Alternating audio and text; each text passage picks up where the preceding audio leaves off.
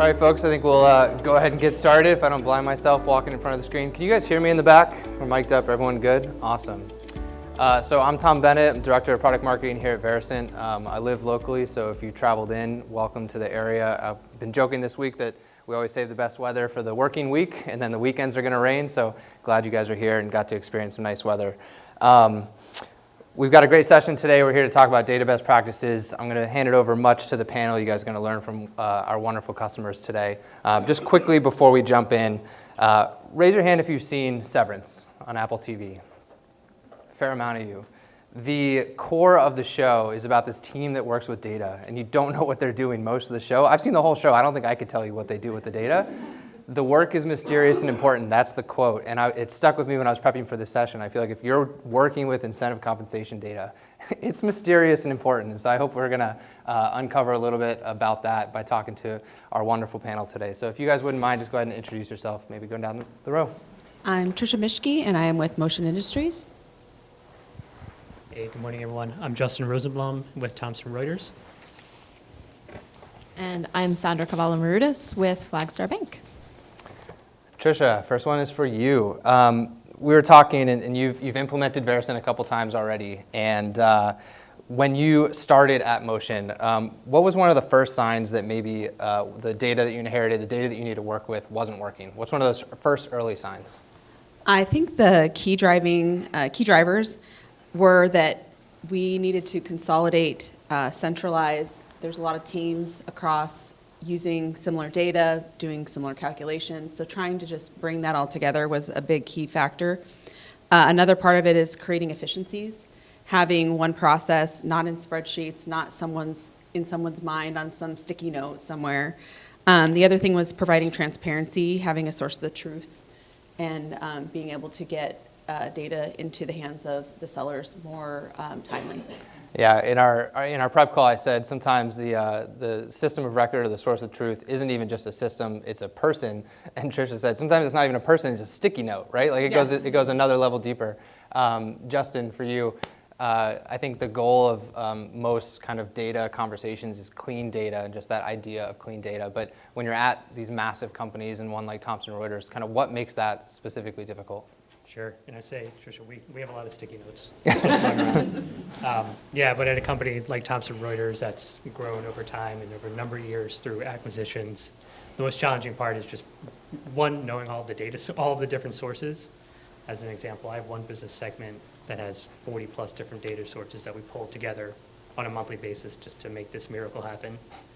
And then accommodating almost 3,000 sellers in total. So the different businesses, the different data sources that support that, and making that dream work on a monthly basis. Sounds easy. So that's the hardest part, and then having all the different stakeholders understand what the challenges are with making that happen. Perfect. And Sandra, you've mentioned over your career, you've worked at maybe more mature organizations, some that are more fragmented, some that are always on that journey. I feel like the session in the beginning, everyone's on that journey and the approach to that. What's one of the biggest mistakes that companies might make early on, right, since you've kind of been participating in those journeys? So I think the biggest thing in the immature organizations, one of the things that they tend to do is build to plan versus build scalability. And I think that is probably the biggest thing that you see in an immature organization. When you build to the plan, you're almost setting yourself up for failure right away, because how often do we change plans? And it's understandable, the plan is right there in front of you. So you're sitting there, you want to go line by line and make sure everything's right, but it's really important to take a step back and look at the entire organization and what do you want to do with the platform holistically versus just that singular plan, and really build it to be scalable. You need to be thoughtful and tactful is how you're building it, and that's what you see in really mature organizations. You see them start slow, figure out the details, and then make sure that the system itself is built to scalability so you can continue to grow. Yeah, I think for those that sat in on the first breakout session in this room, we kind of saw two different approaches to that. And like you said, you can't just throw it all at the wall at one point and hope that it sticks. You kind of have to build that out process by process. So bringing it back to the mysterious source of truth, I'm just going to kind of anchor us as we move along this conversation and tie it back to severance whenever possible. This idea of this mysterious source of truth. So this one, Tricia, back to you. This idea of a single source of truth, every company is looking for that, but it means different things for different folks. The reality is, though, for your business, the companies you worked for before, the teams, within that company need different views of that data, whether or not it's a single source of truth. Can you talk a little bit about that at Motion? Yeah. So as you mentioned, it depends on the team, and it depends on the use case around what that team needs. So we leverage one primary data source, and you look at it from the sales perspective. On a day-to-day basis, they need that daily directional data.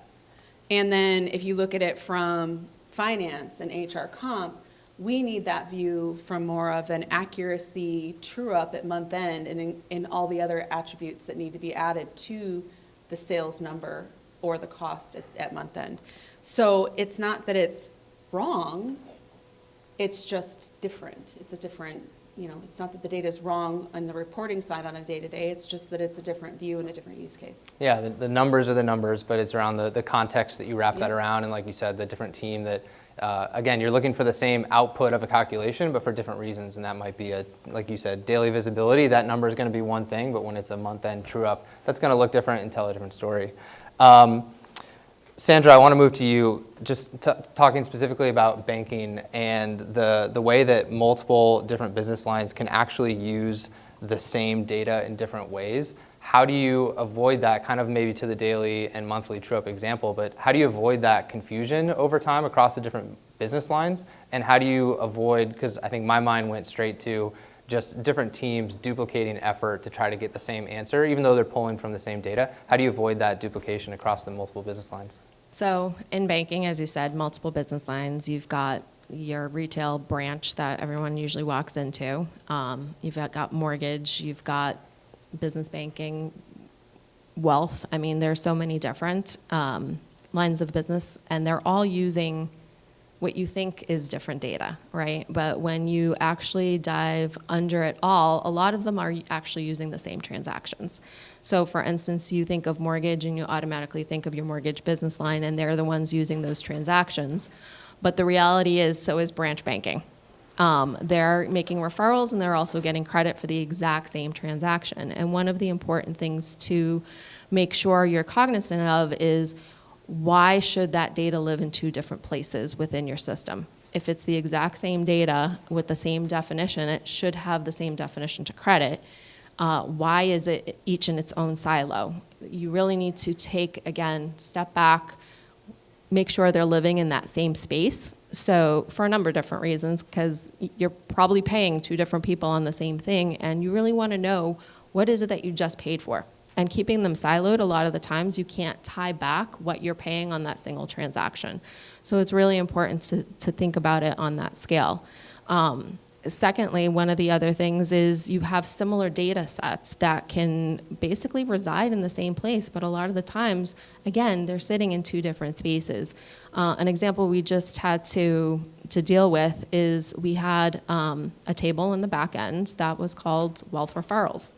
Okay, it's very specific to wealth referrals. I'm not quite sure why it was titled that, but that is what it is. We added another plan. That one had business referrals. And when you look at the attributes of the referrals, they're the same attributes. So now we're stuck with this situation where, do we put business referrals in with wealth and know that the table is named what it is and it's incorrect as far as its naming convention? Or do you create a whole other table and silo it so you know exactly what's sitting in that table and you can follow it? That type of patchwork, in order to make sure that you have what you need when you need it, and you have to be able to connect all the dots, it creates confusion, and you have all this debt, right? So it's one of those things where, again, when you're setting things up, just really step back, take the time to say, why am I going to be so specific and call this wealth referrals? Can I use this potentially in the future so this can scale out? Yeah, in other words, have a really good reason why it needs to be separate, right? Yeah. All right, let's move into building trust. I think this is an interesting topic. The kind of balance between, as the way I see it, accuracy and transparency. You know, you want to have the number be right, but if you can't explain it, then what I've heard is it's wrong, right? That's the reaction you're going to get from the field, even if the calc works as expected. So on that end, Justin, this one's for you. You know, the goal is to get it right every time.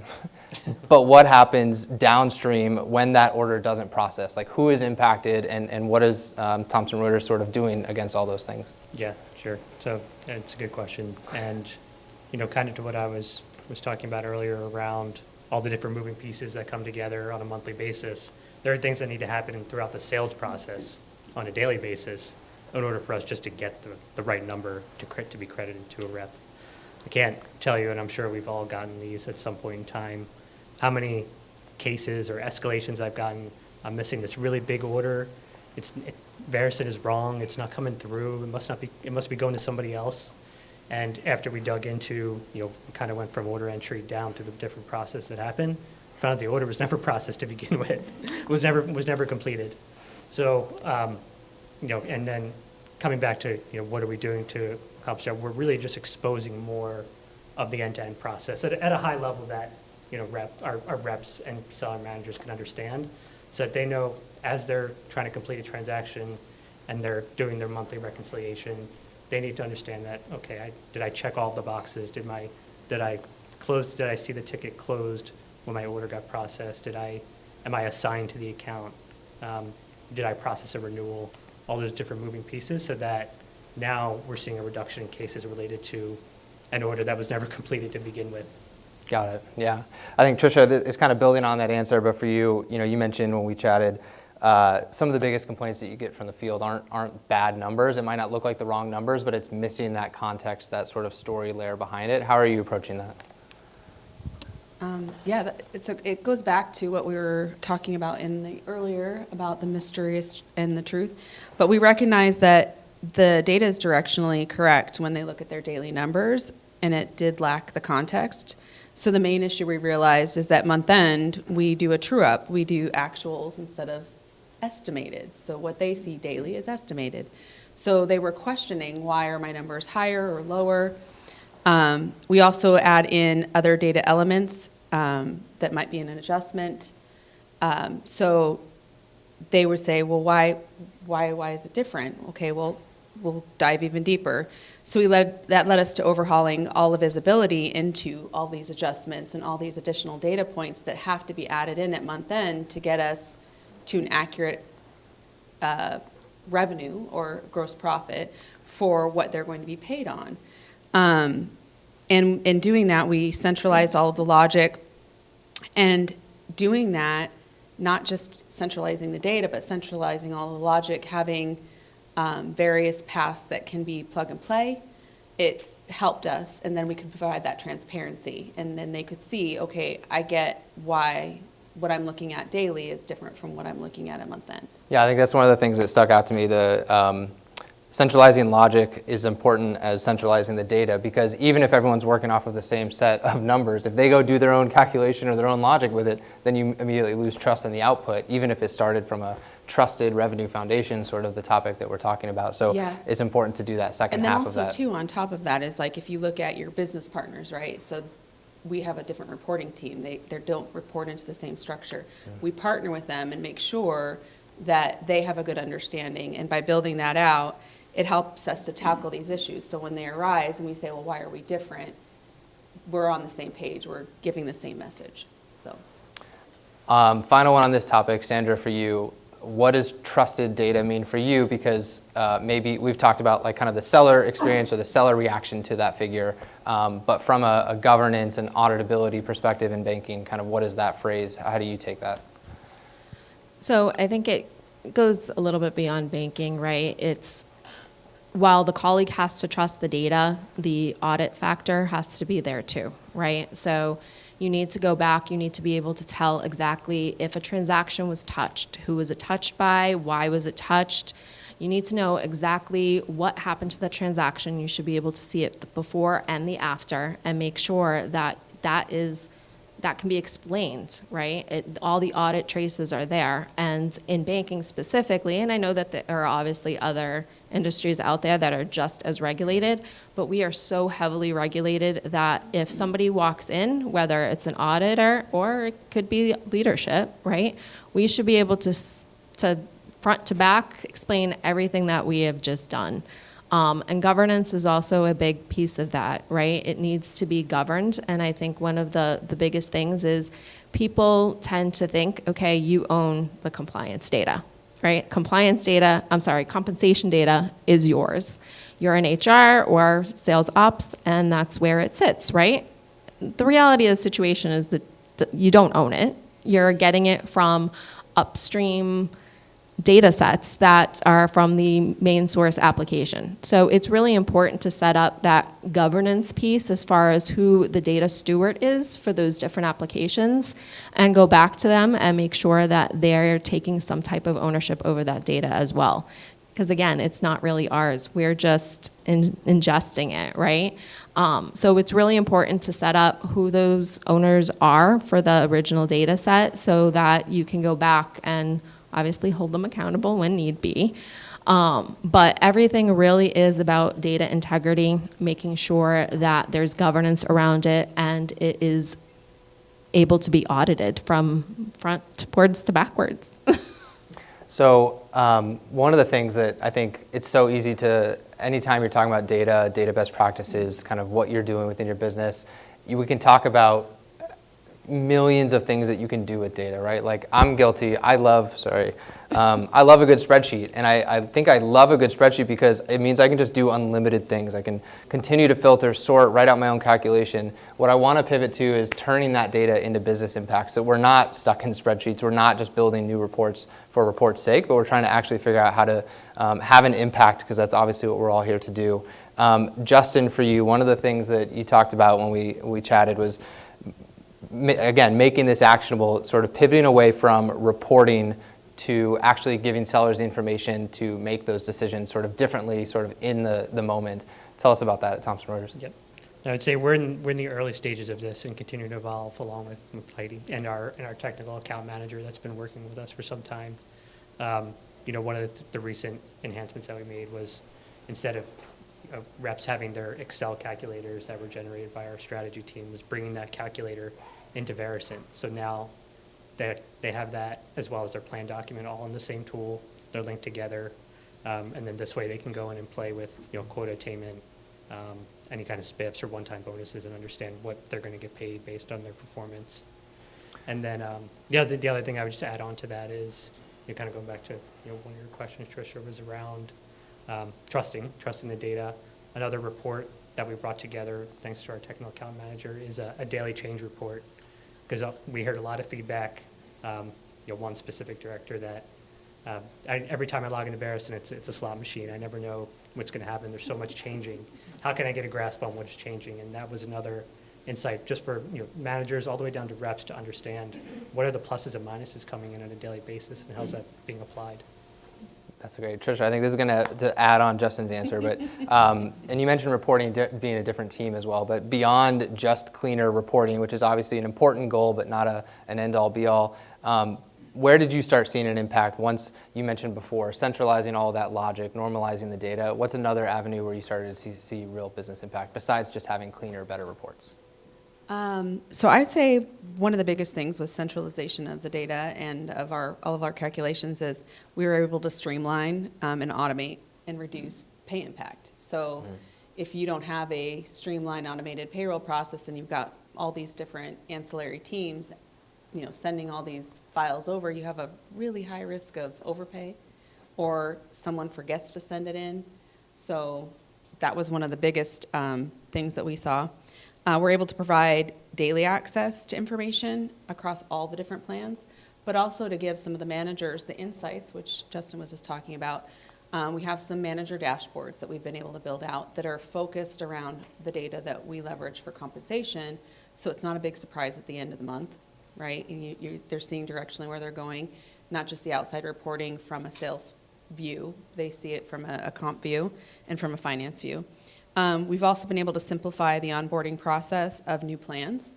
So rather than, taking the time and saying, oh, this looks a little bit like this and has a little flavor of this and that, we've been able to bring those together and put them into onboarding those plan participants much sooner.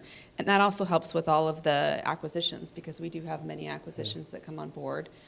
So ease of acquisition, employees onto a similar plan where it's not going to be this long-term rollout. Yeah. We talk a lot about this cleaner data, centralized logic. I think for many in the room, that goal is almost a selfish one, right? Like if you have better data and you have that centralized logic, you can be better at your role. Sandra, this one's for you. Kind of thinking more vertically and talking up from a leadership perspective. Once that foundation is built, I think Justin and Tricia gave examples of how that impacts their role, how that information makes sellers more empowered. What changes at the leadership level when that revenue foundation exists and there's centralized data, there's normalized data to work off of?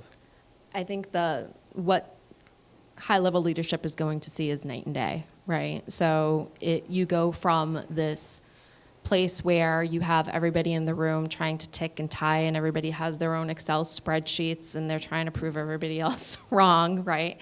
And what's the right number? And instead of that, what you're going to have is they now trust the data. They understand where it's coming from. You've now normalized it. So instead of having the whose number is right conversation, you're going into the room with this is the number. Now let's talk about strategy.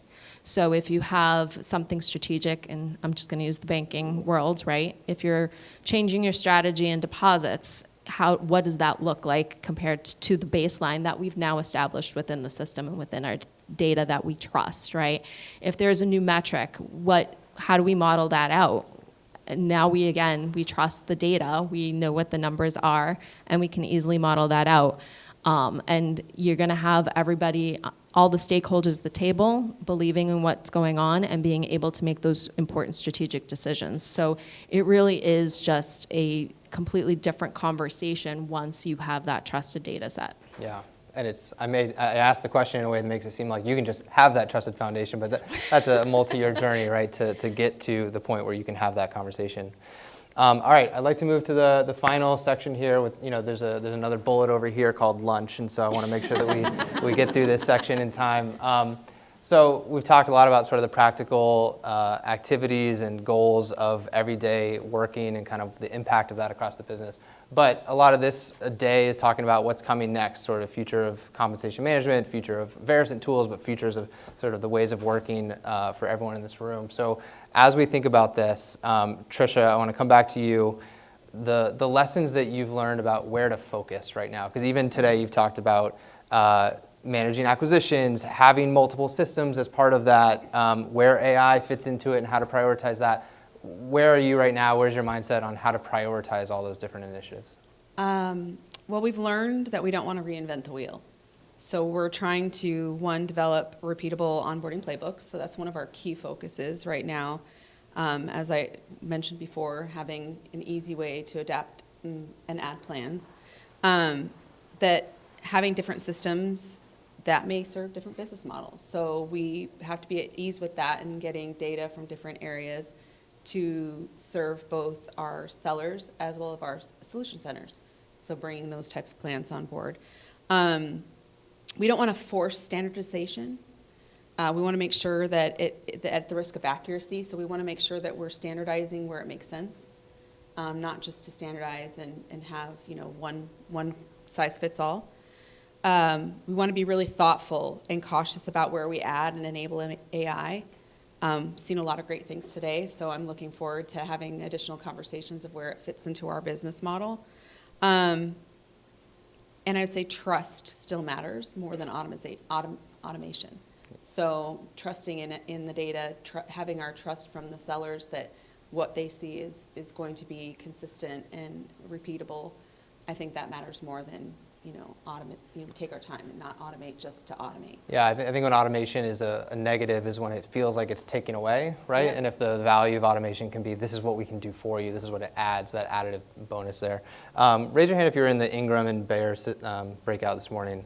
It was great because my takeaway there, kind of you talk about this idea of like standardization, and I think on one hand, it's easy to think, all right, we acquired this business or we're launching into this new country. We immediately need to standardize, right? Because how could it be more efficient to operate on different models? But hearing from that example, hearing from your example, like there are situations where it might make sense to stay on an existing system for a bit longer or to take a much more layered approach to move over. I think it's a really interesting conversation because I think the initial mindset is like, of course, we just immediately need to move everything over. That transition strategy is actually really important. Yeah, they might teach you something new. You don't know until you get in and dive in.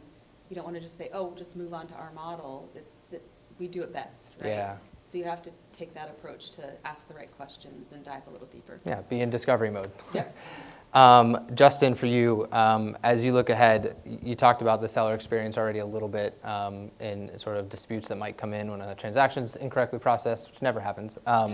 Where do you see sort of the biggest opportunity here for AI in that or in anywhere else that you're seeing? Yeah, no, I definitely see it in both areas, both AI-enabled seller insights, as well as with the data cleansing and having them be able to self-serve in terms of their questions, not waiting days, weeks, hopefully not longer, to answer a case or a dispute. And the seller insights, I think the more data we bring into Verisant, especially pipeline data, that'll enable them to really kind of go back to my earlier question, know where to go next. Maybe they've maxed out one of their bonuses. Okay, like where can I win next based on my comp plan? All right, Sandra. This says if you were advising a company, but effectively you're advising everyone in this room right now. No pressure, no pressure. Given that you've done this before, you've seen, I think, your interesting perspective on sort of the spectrum of where companies might be from mature to really, really fragmented, to say it politely. Where would you tell them to prioritize if their goal isn't maybe a short-term win, but the long-term sort of scalable foundation that unlocks all of the things that we talked about today? So fortunately or unfortunately, I'm probably in that hot seat right now, trying to figure out what we're going to do. Who better to give advice? All right.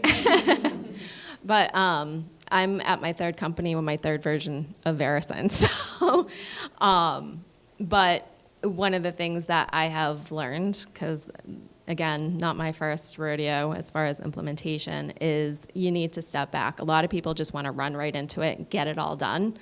You need to slow down in the beginning so that you can really run forward later on. One of the biggest things that I could advise you is get into a room with all of your business leader stakeholders. Dive into every one of the plans. You probably know them all by heart already, but really understand them, really understand what the data sets are involved in them. Have conversations with your IT folks. Lay out what that roadmap is. Really determine how data should be grouped together, how different pieces and attributes relate to one another. When you do that and you have those conversations and then you go back and look at the map, yes, it's going to be very overwhelming. But you don't have to boil the ocean all at once, right? At that point in time, you really need to step back, determine which plans are going to have the most impact up front. Which ones have the most disputes, which ones are going to be, by having them on Verisant, are going to minimize the most amount of risk. Or it could be the number of payees. You really need to determine what's most important to you as a company. But pick those plans first. And again, don't design to plan. Design to overall scalability so that you can bring them all in together. And don't be afraid to use a phased approach. You don't have to do everything at once. You do want to lay the foundation, right? You want to lay the bricks that will make sure that your Verisant implementation will last you a very long time and will scale. And then bring in those plans that, again, are high priority for you. And that is going to really enable you to later on, when you want to bring in more, you want to add more, you're going to have the flexibility to do so. You're going to be able to do it quicker and faster because that foundation has been laid. And you're not stuck with the wealth referrals that I spoke about earlier today. But that really is key. Really just start at the beginning because I've seen one too many where people are just trying to run to get on the system but aren't fully thinking through all the implications. And you don't want to get into a place where you're just trying to patch things up as you go along. I think the way I think of it is like that wealth referrals example. Like that seems so simple and clear, and if it's staring you in the face, it's like, yeah, but I can manage that going forward next week. And then you peel that back, and there's 7 of those examples, and then there's 100 of those examples, and then you move into another country, and that's where it kind of really piles on. Well, look, in the last 30 minutes, we covered a ton, but even just in our conversations leading up to this, we still didn't get to cover everything. And so I'm going to volunteer their time during lunch and during the rest of today. I didn't tell you I was going to do that, but they've got immense experience, right? Working both with Veracent, but also just outside of the Veracent tooling, how to build that strategy internally, how to collaborate and get folks together and make those right decisions to have that scalable approach to what you're doing, as opposed to just clicking buttons and doing that tactical next step. So I highly encourage you to reach out to them, learn from them. That's the whole point of today. So with that, please, round of applause. Thank you for our panelists today, and lunch is immediately following us.